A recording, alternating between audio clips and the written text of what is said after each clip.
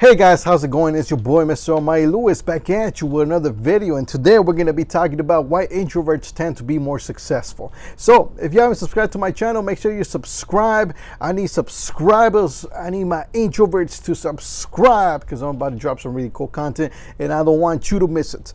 And I want to reach out to more people as well. So all of you guys can help me make my content reach out to more people. So I would love that. So please, if you can, subscribe and make sure you hit that like button too, because it helps.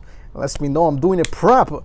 And if you don't like what I'm doing, then hit it with a thumbs down and make sure you leave a comment down below as to why you don't like the way I'm making my content. But anyway, let's go ahead and get started. So why do introverts tend to be more successful? So I made a video previously where I spoke about short content and I spoke about high stimulation and how introverts just don't tend to respond to that type of stuff. So that's pretty much the core reason why introverts tend to be more successful down the line. And that's because you see, introverts don't require too much high stimulation, and instead they can easily focus on low stimulation and actually gain a lot of momentum, gain a lot of motivation, gain a lot of fulfillment and happiness just through low stimulation. Here's the thing, like low stimulation activities are really what are going to get you successful. So things like studying, you sit down and you focus, whether you're studying through a book, you're studying through a video course, you're studying here on YouTube. If your ability to focus on something that's not very stimulating, maybe it's just an instructor, maybe it's just like this video right here is very low stimulating because there isn't really anything going on. There is no fancy effects going on here in the video. There is no music, very loud music going on in the background. It's just me. My background is very constant and it's just me, and I'm just sort of delivering content to you, and the content that I'm delivering to you is very technical, very logical, so there isn't too much of a entertainment aspect as far as that goes. Of course, I still try my best, to throw a joke here and there, but for the most part, it's very educational because I'm trying to squeeze as much content as I can into this video and try to not make the video too long, even though my videos tend to go very long. But yeah, I know like introverts for the most part are able to sustain and retain attention much better than extroverts, so which is why I allow myself to actually go past the normal threshold, which is the 3 to 5 minute mark, because in 3 to 5 minutes I can't really explain to you, I can't really give you the full value of what I'm trying to tell you through this video, and so I have to extend it in order to be able to provide you with even more information that's going to be more helpful, so and that you're able to understand the concept a little bit better, because it's not just about you feeling stimulated. It's not about you just leaving this video and feeling all pumped and everything, which is pretty much all what extrovert channels do. They just try to stimulate you, they try to feel you, make you feel energized, and sure, they put in those fancy effects, they put in that cool music, and I'm not saying there's anything wrong with that, man. I mean, I do that in the podcast channel. If you haven't checked it out, Develop Your Mindset Podcast, you can check it out here on YouTube, but and I'll leave a link down below as well if you want to check that out. But in that channel, I actually do make content that's somewhat similar to that. I actually make content that's more motivational, that's less generic, less logical, and it has more emotion in it. So then I throw in a little bit of B-roll when it comes to that. I throw in like some other stuff. It makes the video very stimulating, and of course, I throw very intense music in the background that makes it even more intense. And then there's some like color grading things that go on in there too, so it makes the visual more intense, and that's cool and everything. But here's the thing, low stimulation, right? The reason why we're able to be more successful as introverts is because we're able to focus on, like I said, the low stimulation activities. So one of them being you're able to study. So you're able to study whether it's and the thing is that you'll usually get more value through studying through low stimulating activities. So like I said, maybe you're watching an instructor like this, he's just pretty much delivering you information, and all you really have to do is just sit there and listen all the way and not do anything else. As opposed to extroverts, they tend to try to multitask and start doing other things while they're studying, and so the information itself doesn't really connect to their life. So in that case, they're unable to really retain it for a very long time. So if you ask this person, about this specific thing, a couple of years later, they're unable to really reiterate it to you because unless of course they're constantly practicing that. But if they're not, for the most part they won't be able to do that because they were multitasking to begin with, unless of course that person is able to really focus and pay attention and not have anything really stimulating going on. So maybe you're studying through a course, a video course, or maybe you're reading a book. In that case, you're able to focus on a book, which leads to my next activity, which is reading. You reading books is also a very low stimulating activity where there's not much going on. You're pretty much just flipping pages through a book and you're just reading words off a page, and there's nothing really stimulating about that. There's nothing really energetic about that. And so, but as introverts, we're able to really focus and really find a lot of love in doing something like that. We also have activities like listening to music, which can be very relaxing. It could be a very good way to just get your mind off instead of having to go to a party and having to do something really crazy in order to get your mind off. You can easily just do that just by plugging a couple of earphones in there and just pretty much just sitting down somewhere and just relaxing. Another thing you can do is listen to audiobooks if you want to actually, listen to the content and you don't necessarily want to see it or read it. You can just listen to it, and that works out perfectly well.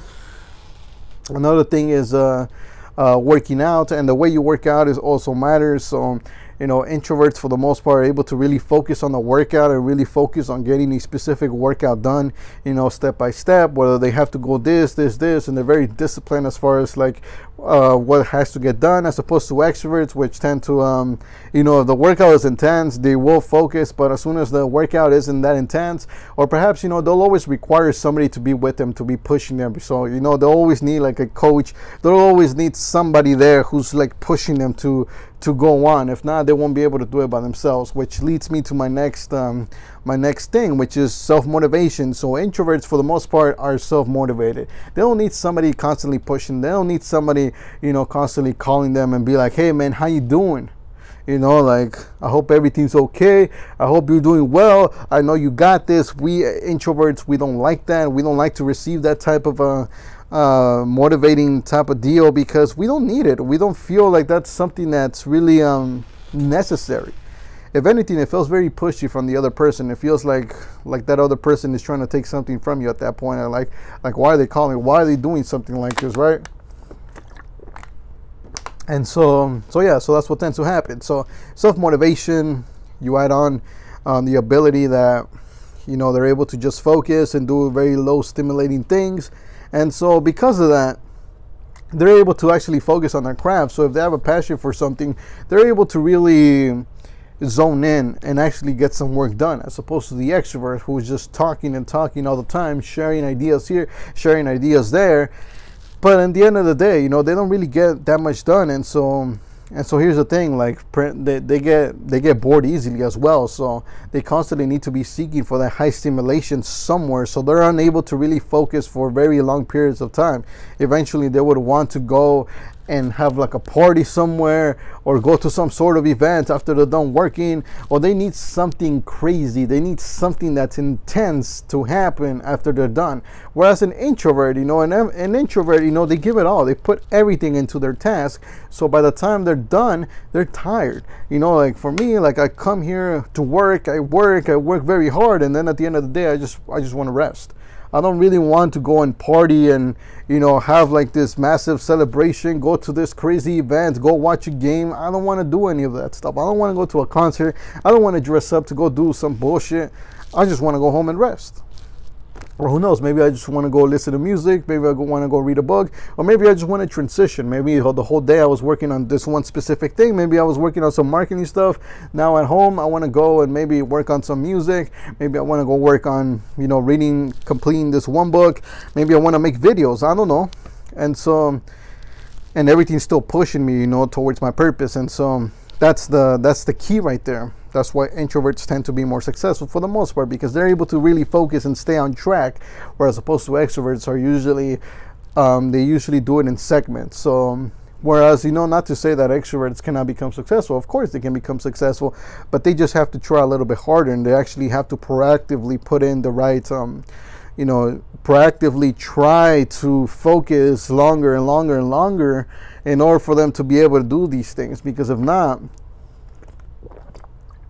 it could be extremely hard. Extroverts, for the most part, they pride themselves in the fact that they're able to really study and do things like these, and be able to really focus, be able to study constantly, because it's tough. For an extrovert, it's very tough to do something like that. But for an introvert, we hear people say that, we're just like, okay, like that's not really a big deal, because introverts can do that very easily. It's not a big deal. We can easily just distract. We can easily say no to other people if they try to invite us to some sort of gathering, because we don't like the gathering to begin with. So it's very easy to just say, nah, I'm good. Thank you. I'm going to stay home. I'm going to read my book. I'm going to complete this. I have a mission to do this. And it's very easy to just ignore any other distraction. But yeah, it's definitely a key factor. And so this is why introverts tend to be more successful as opposed to extroverts. And yes, introverts may come off a little weird, when they start doing stuff like this. Like you may be that introvert right now who's constantly working. You're working hard, right? You're hustling, you're getting your work done, you're always at work, you're always like trying to complete this one thing, you're doing a lot of this one specific thing, and you don't seem to have no end. And so people around you are kind of telling you like why you work so much, like why you so boring, why you so this and that. And that's because these people don't understand that you are an introvert and you're pretty much wired to do things like those, as opposed to extroverts, who just pretty much enjoy wasting their time doing a bunch of activities that eventually don't lead them to a specific purpose. It's all very random, and there's no calibration as to how much of a certain thing should be done a single day. And pretty much they're just letting other people run their agendas, whereas introverts, they have a specific agenda, and that agenda usually consists it's a really self-centered agenda where it doesn't really involve other people. And that's another thing, like introverts for the most part won't involve other people in their plans, because introverts can know how